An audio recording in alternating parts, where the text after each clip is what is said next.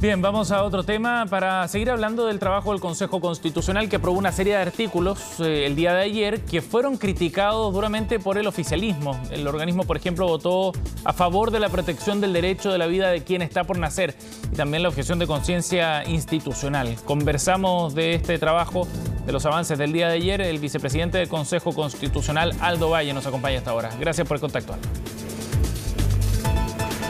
Buenos días, Sebastián. Gracias por conversar con nosotros. Por la entrevista. Aldo, bueno, ayer el Partido Republicano hablaba de la satisfacción que sentían después de las votaciones que se desarrollaron. ¿Cómo resumiría usted su sentir respecto a los temas que fueron aprobados ayer con estas enmiendas que había presentado el Partido Republicano?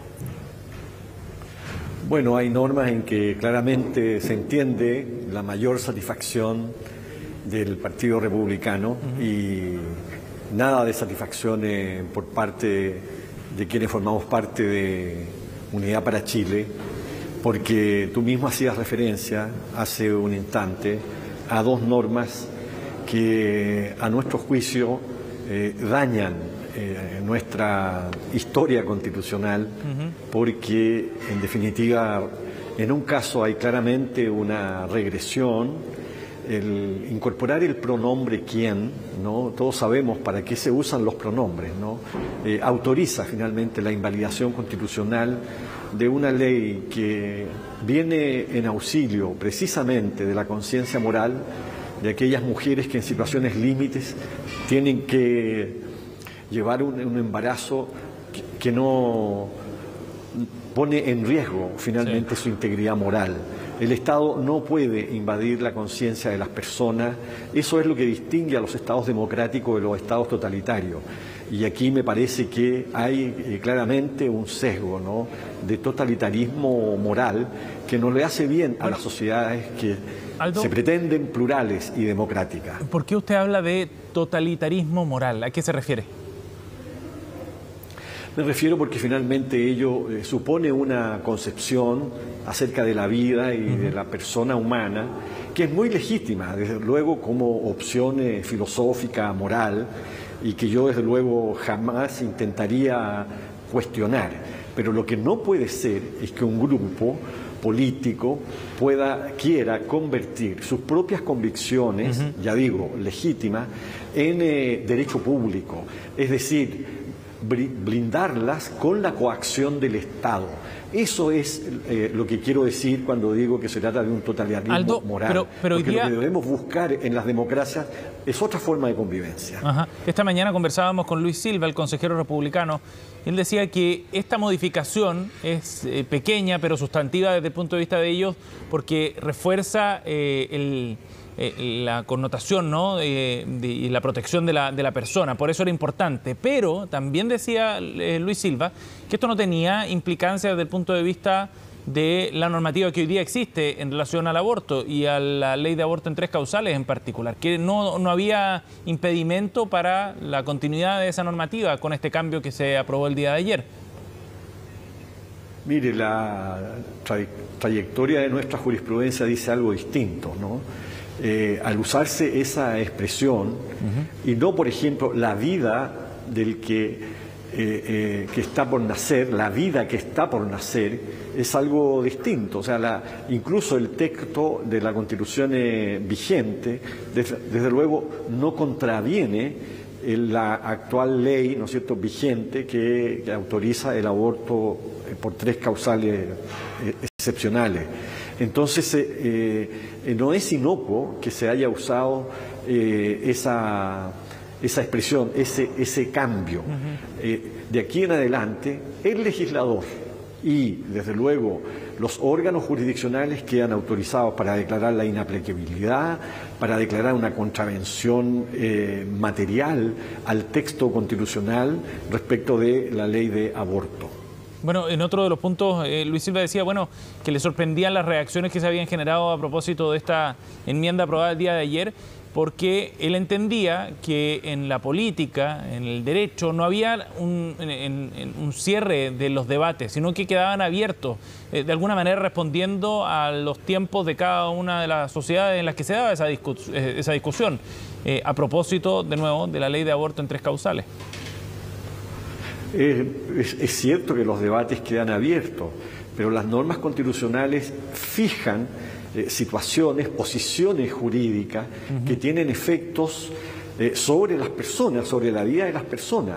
Entonces creo que ayer se transgredió finalmente esa libertad moral fundamental de la mujer que ha sido violada y a consecuencia de eso tiene un embarazo, la mujer que tiene un feto, ¿no es cierto?, en su cuerpo inviable, o la condición todavía peor, ¿no es cierto?, que pone en riesgo su propia vida. En esos casos lo que debe hacer el Estado es detenerse ante el umbral de la conciencia de esas personas puestas en esas situaciones.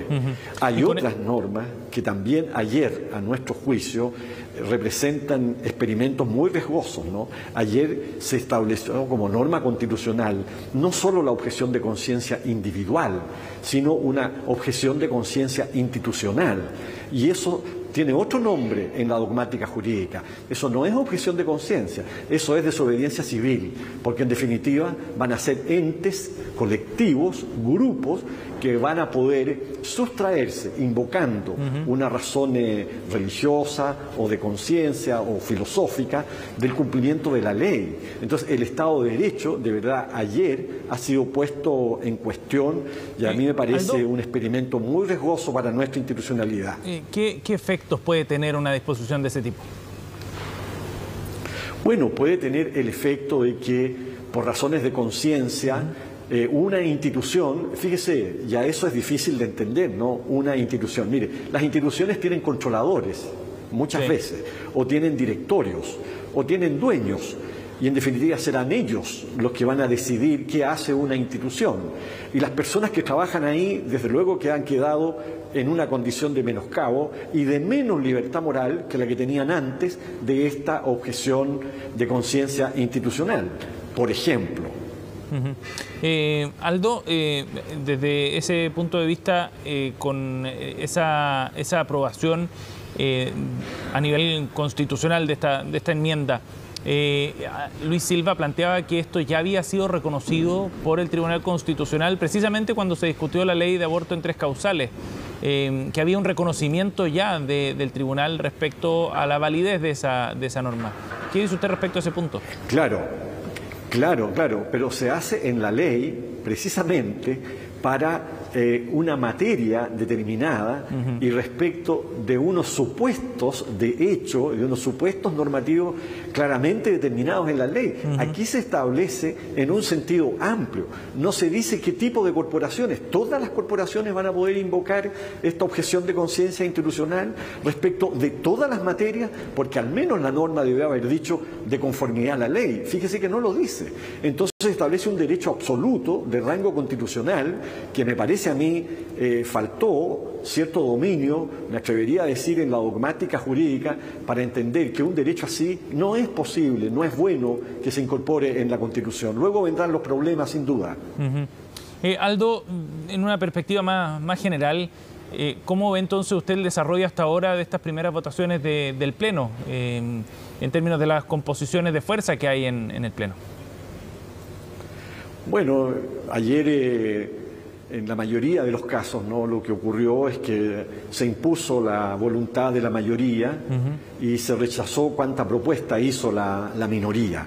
Eso fue lo que ocurrió ayer, lamentablemente. Yo espero que el proceso se encauce de otra manera, porque si va a ocurrir de la misma manera que ocurrió ayer, creo que desde luego no será nada constructivo ni edificante finalmente el texto que se pueda aprobar.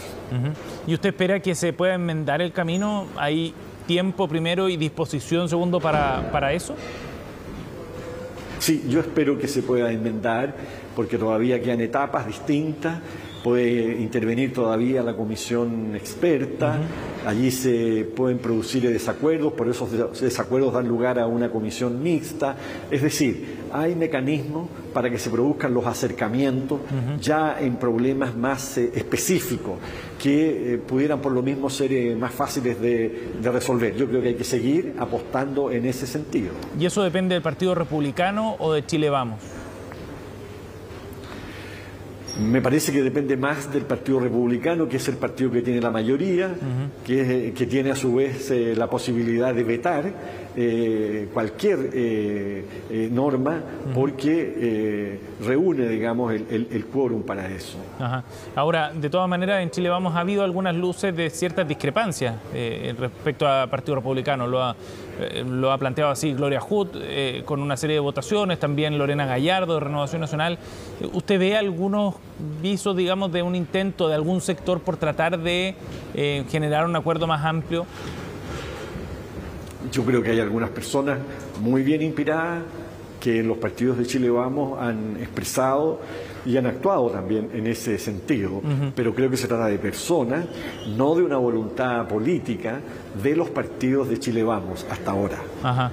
El tema es qué motivaciones tendrían desde el sector, digamos, para no hablar de personas individuales, del sector, para poder construir esos acuerdos, acercamientos. Y sabes, se lo pregunto porque una de las consejeras de Renovación Nacional también planteaba que en esa concesión, en los guiños que se estaban haciendo hacia la izquierda, también se estaban generando problemas de identidad, digamos, del sector de la derecha. Bueno, a mí me parece que las motivaciones no tienen que ver precisamente con signos identitarios. Si ponemos en primer lugar los signos identitarios, es muy difícil construir una constitución. Las constituciones precisamente deben encaminarse en el otro sentido, en el sentido de que tenemos que ser capaces de compartir con otros, y eso significa siempre ceder en aquello que nos pueda satisfacer más plenamente. Si no hay personas que en definitiva estén dispuestas a concurrir, por así decir, en objetivos medios, en resultados compartidos, ¿no? Desde luego que será muy difícil que el texto tenga finalmente ese perfil que yo modestamente creo es el que el país está esperando y exigiendo. Bien, Aldo, gracias por conversar con nosotros esta mañana, muy amable. No, muchas gracias a usted, Sebastián. Buenos días. Buenos días. 10:29, pausa y ya volvemos con más informaciones. No se vayan.